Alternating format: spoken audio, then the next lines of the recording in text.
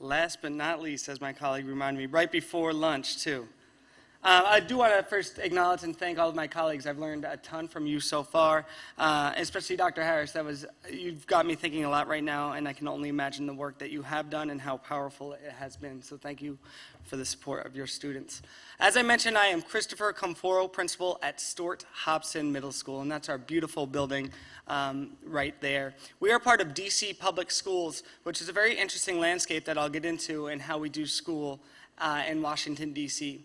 I serve about 491 students. I actually got 492 yesterday, and I'll talk about how that happens a little bit later in my presentation because it is somewhat relevant.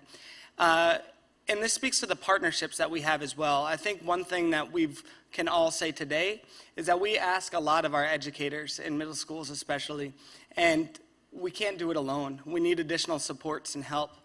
I am in a very fortunate position to where we've secured a large number of partnerships that have made the work a lot more manageable for our teachers so they could spend time teaching.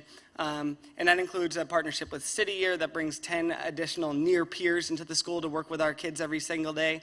Communities in Schools, which connects students and families to different external resources they may need. Department of Behavioral Health, and also One Community, which provide additional site-based clinicians in our school every single day to serve the mental health needs, as we know, spike in the middle school years. We have a great PTA and after-school program as well. From a DC perspective, we're a pretty diverse school. Schools in DC tend to be pretty monolithic in one way or another. While we are, a majority of our students are Black, we do have a good breakdown in other categories as well. We are a Title I school, meaning more than 40% of our students receive free and reduced lunch. And you'll note in Boundary, about 31% of our students come from the neighborhood we serve. There's a very robust model of school choice in Washington, D.C., meaning that kids can come from all over the city to different schools. Our district as a whole have made goals, as all school districts have, but I want to highlight the capital commitment that DCPS has made because it's not only a focus on academic goals. There's a goal in here that is the most important to me, and I think a lot of people in this room, that we have a goal that 100% of our students feel loved, challenged, and prepared. And I think it's pretty revolutionary for a school system to acknowledge that and say that. We survey our students on the PANORAMA survey every single year, which is a great research-based practice I encourage my colleagues to look into, that ask students questions about their connection to the school, sense of belonging, their academic resiliency, their connection to adults and their peers. And this is something that we set forth to do, not only in achieving all the academic endeavors that we set out to do, but also the social, emotional aspects of things as well. No matter how you look at it, I'm not going to spend a ton of time on our academic data, but over the past couple of years, we've seen tremendous growth. Our students take the PARCC assessment, and not only in the number of students, percentage of students scoring at the highest levels, level 4 and 5, but also a drastic reduction in the students scoring at the lowest levels. And we are moving quite quickly, especially as an urban Title I public middle school. And the most impressive part, and I don't have a direct slide about this, but we are aggressively closing achievement gaps that have persisted nationwide, citywide, even within our own school for far too long, by systematically kind of closing opportunity gaps to allow for achievement gaps to get closed. And similar trends, a little bit slower, but similar trends in mathematics as well.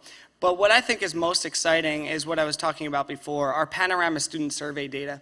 We had a very strong focus last year on students' sense of belonging. That was one thing that we really wanted to hone in on. And you could look at it, Principal Dodd talked about structural changes that you can make in the building to make students feel that way. Principal Jones talked about culture, and I think that's such a huge part. And we talked to Mr. Sullivan about the extracurricular components and getting kids involved. And those are the three ways that I approach this work, right? Structurally, culturally, and then what are the things outside of school that we could do for students to get connected.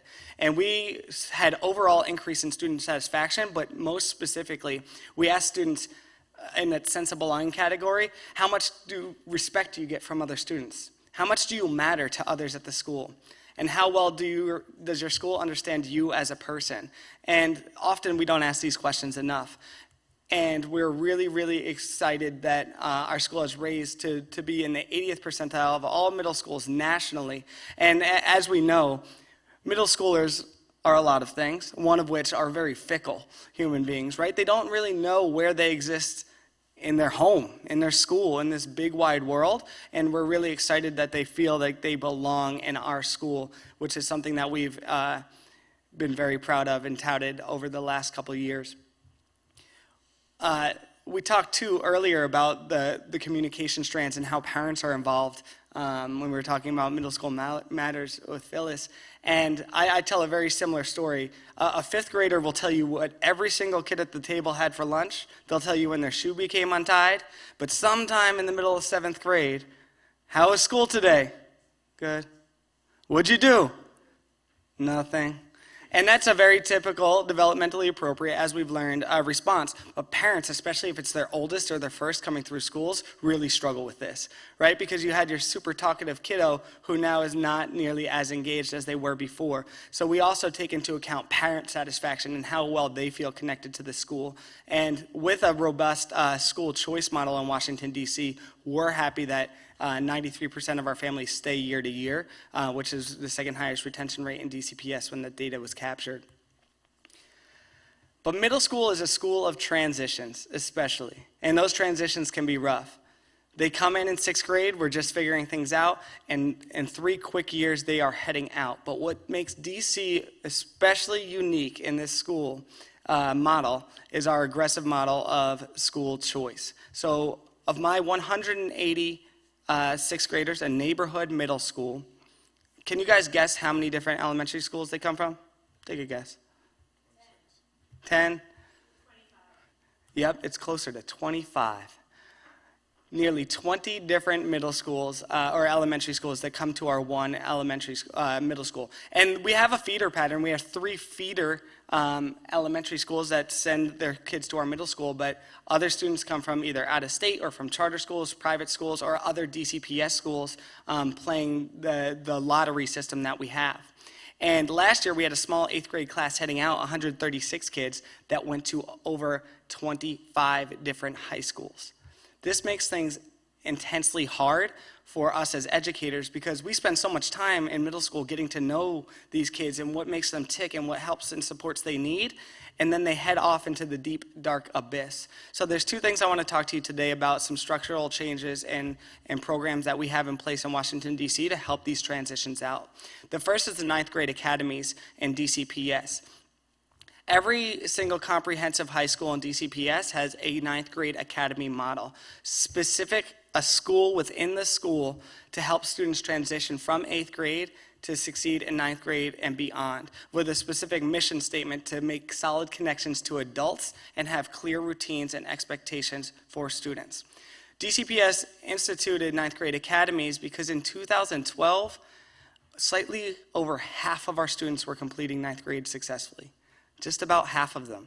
And we know from all the research, Johns Hopkins early warning indicators, you could look at attendance, behavior, and course grades in 9th grade, really in 8th grade, and predict whether a student's going to graduate high school or not on time. And we also know from the population health perspective, right, if a student doesn't graduate high school on time, their life outcomes are vastly different, and then compound that on with all of the ACEs and adverse childhood experiences kids have, especially growing up in a city, we can put our students really at risk as early as how well they do in middle school. So in the 9th grade academy model, we have very clear expectations. This is the rubric, which I won't go through, but all the way from how we schedule our kids to do we have common classroom routines in all of our classrooms to do we offer interventions, do we celebrate our students on a regular basis. This all gets tracked on a monthly basis by someone that does not work in the school, comes in to observe all of these things. And all of the 9th grade academy assistant principals, I used to be one at 2 separate school sites, receive a report card every month that looks something like this. And obviously the greener it gets, the better the academy is, but the better the academy is, the more our students thrive and are likely to graduate on time. So over the years, and I said just about half of our students when it started out, I know there's a lot of data on here, but that orange line on the bottom indicates the sample group that we're looking at. about half of our students were completing the 9th grade on time. And we know that means that they're very unlikely to graduate high school at all. And we've had vast improvements over the past several years. A couple changes in our business rules and how we calculate the data, which is attributing to that recent dip, but it's still a strong improvement over where it was in 2012. But remind you, my students go to a DC public middle school, but a lot of them don't go to a DC public high school. A lot of them will go to charter schools. Charter schools serve about half the students in DCPS.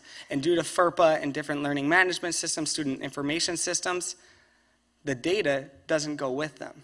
So you could be a high school assistant principal, teacher, and get a 9th grader, and you have no information about them. Maybe you have 8th grade year report card.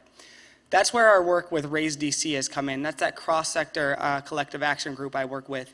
And we have brought enough charter school leaders, public school leaders, and data experts together to start the Bridge to High School data exchange, which it sounds crazy that this didn't exist already, but it wasn't until 2016 where we made a system to quickly and automatically and consistently share data between middle schools and high schools, whether they were public school students or public charter school students. And we have enough people opting into this group to where 95% or roughly over 4,000 of our incoming 9th graders are captured in this data exchange. Going with that data exchange though too, it's not so easy where I could just go to the high school across the street and talk to the 9th grade team about the 8th graders they're going to get, because my students are going to so many different places. So we also created a systematic kid talk where we brought people together to share information among one another. The purpose is pretty clear, to share strategies and interventions with one another, but I bring this last slide up and to make connections with colleagues to look at how we did it. We totally just made a grid of all the different schools that kids were coming from and where they were going, and we set up a massive speed dating arrangement between middle school and high school colleagues. People that had maybe never even met each other, as small as our city can feel at times, to sit down and talk about what tried and true interventions are in place, who to call when something's not going well, and what to watch out for.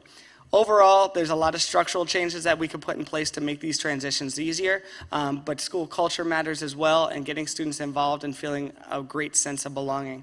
I'm going to turn it back over to the audience in the field to ask questions. You've heard from some amazing presenters up here today who have different experiences, so I want to wonder if anybody from the crowd has a question.